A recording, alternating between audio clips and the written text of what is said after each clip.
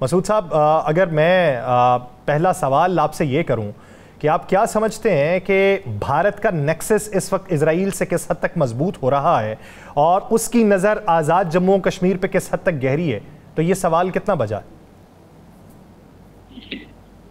دونوں سوال درست ہیں، اور پہلے کا جواب یہ ہے کہ اسرائیل اور بھارت کے تعلقات بہت ہی مضبوط ہیں، اسٹریٹجک ہیں،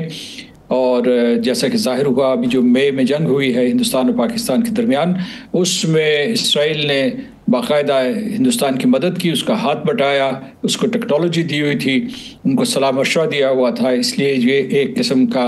ان کا اکٹھ ہے، ایک دوسرے کے ساتھ یہ جڑے ہوئے ہیں۔ اور دوسرا یہ ہے کہ ان کا طریقہ کار بھی ایک دوسرے سے ملتا جلتا ہے، جس طریقے سے وہاں غزہ میں ظلم ہو رہا ہے اسی طریقے سے اہل جموں و کشمیر کے اوپر ظلم ہو رہا ہے۔ دوسری طرف جو ہے اسی میں ایک پہلو یہ ہے کہ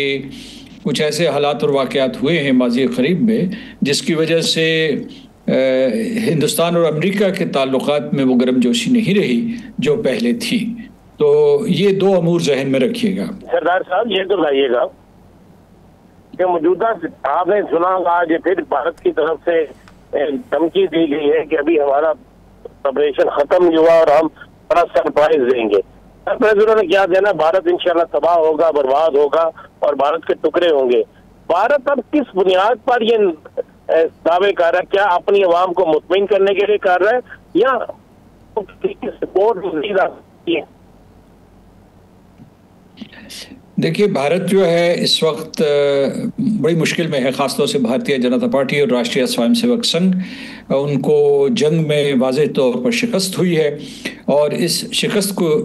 چھپانے کے لیے انہوں نے مزید جھوٹ بولنا شروع کر دیے ہیں۔ سب سے پہلے وہ اپنے عوام الناس کے ساتھ جھوٹ بول رہے ہیں، اور اس کے بعد ان کی پارٹیز کو دھوکہ دے رہے ہیں، خود پارٹی کے اپنے کارکن ہوں یا جو حزب اختلاف ہو یا ہندوستان کے طول و عرض میں جو بھی قوتیں ان سے سوال پوچھ رہی ہیں پہلگام کے بارے میں، پہلگام کے بعد کے واقعات کے بارے میں، ثبوت کے بارے میں، پاکستان کی جارحیت کے جواز کے سلسلے میں، پاکستان کے خلاف جو جارحیت ہوئی تھی اس کے جواز کے لیے جو سوال اٹھا رہے ہیں، اس کے چونکہ کوئی مدلل جواب وہ نہیں دے پا رہے ہیں، اس لیے یہ ہے کہ اس کو ایک وار ریٹرک، وار مانگرنگ کا سہارا لے رہے ہیں، اور بار بار یہ کہہ رہے ہیں کہ وہ آزاد جموں کشمیر کو لیں گے، اس کے اوپر قبضہ کریں گے۔ اس طریقے سے وہ پاکستان کو دفاعی پوزیشن میں ڈالنا چاہتے ہیں، کیونکہ ہمارا دعویٰ ہے کہ پورا جموں و کشمیر سن 1947 میں اگر صحیح فیصلہ کیا جاتا ہے یا اقوام متحدہ کی قراردادوں کے اوپر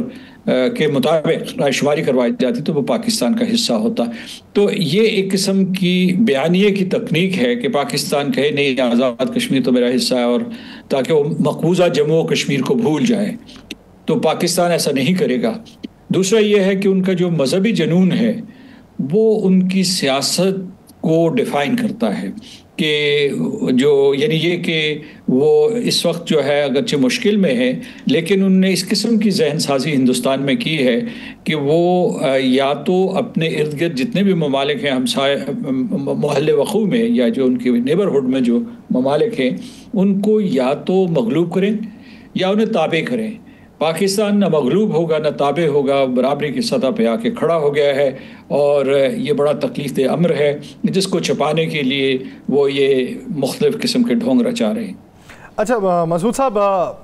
کچھ اطلاعات یہ بھی ہیں کہ جو ملٹری بیس ہے جموں کشمیر کی، اس کو اسرائیل استعمال کرے گا ایران کے خلاف بھی اور پاکستان کے خلاف بھی، اور ہم نے جس طریقے سے اسلحہ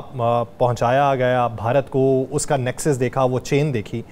تو کہیں نہ کہیں پہ یہ خبر مستند معلوم ہوتی ہے۔ آپ کے ذرائع کیا بتاتے ہیں یا آپ کی نظر کیا دیکھ رہی؟ میں اس سلسلے میں پورے یقین کے ساتھ کچھ نہیں کہہ سکتا، لیکن جو آپ نے سوال پوچھا ہے اس میں چھپا ہوا ایک اور سوال یہ ہے کہ کیا وہ پہلے سے وہاں موجود نہیں ہیں؟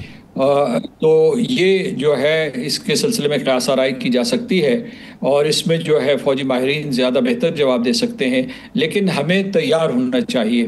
کیونکہ ہندوستان نے جو بھی کارروائی کی ہے وہ اس میں اسرائیلی چھاپ بھی نظر آ رہی ہے۔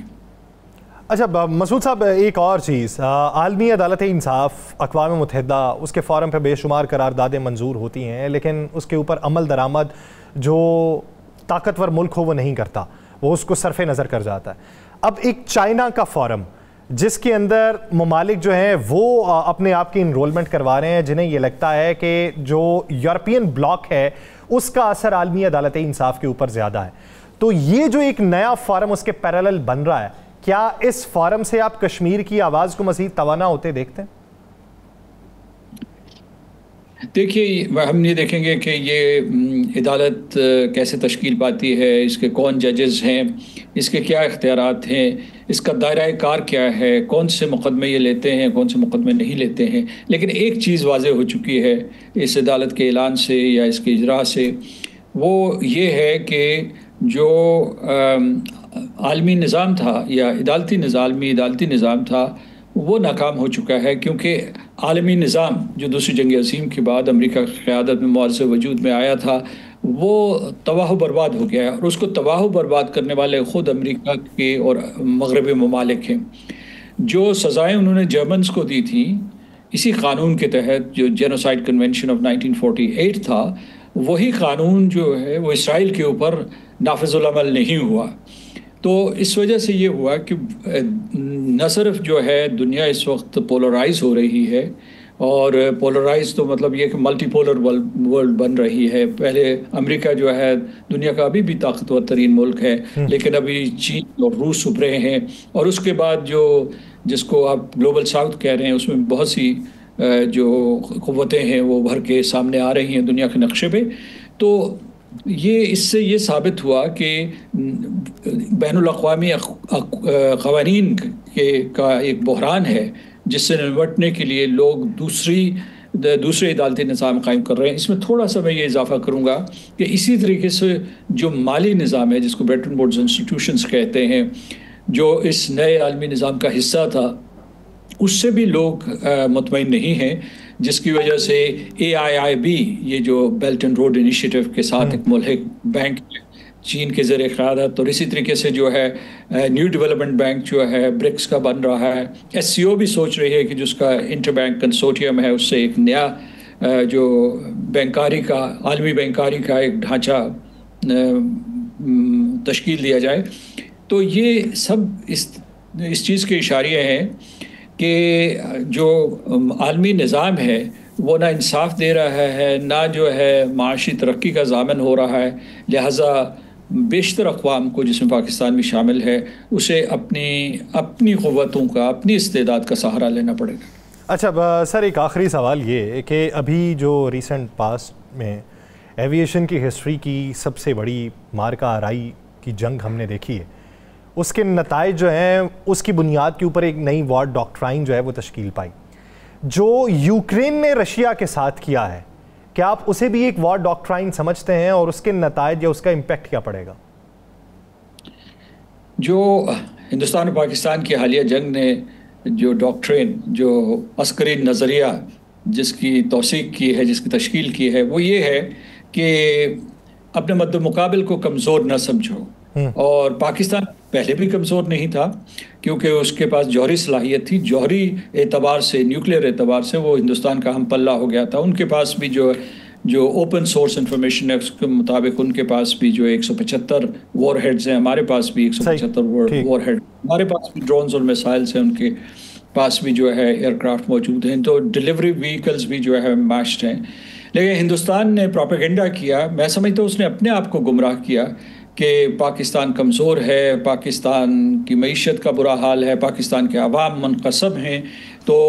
بہت اچھا موقع ہے پاکستان کے اوپر حملہ کیا جائے. اسی طریقے سے میں سمجھتا ہوں کہ میں دوسرے ممالک کے اوپر اس وقت تبصرہ نہیں کرنا چاہتا صفاتی مسئلے کی وجہ سے، لیکن جو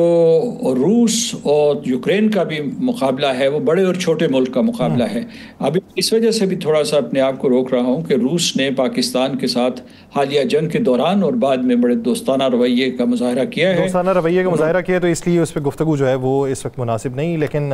یہ اس وار ڈاکٹرائن نے یہ تو سکھایا ہے کہ اپنے مد مقابل کی جو قوت ہے اس کو انڈرمائن نہیں کرنا چاہیے. بہت شکریہ سردار خان صاحب اس حوالے سے اپنا وقت دینے کے لیے.